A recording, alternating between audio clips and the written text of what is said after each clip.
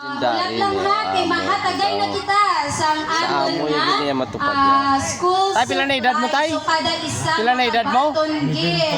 93. O, tikita mo.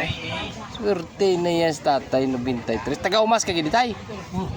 So kung makabaton na gani, makadto So, lang ari sa na yung ido likod ni sa tatay pag linya. ido na. O, 93 na si tatay. Ano kalan, tatay? Ang makabaton Ano nga lang, ta? sa school supplies, pwede na yun makakadto. Laurenzo? Uy, mahusay man galin, eh.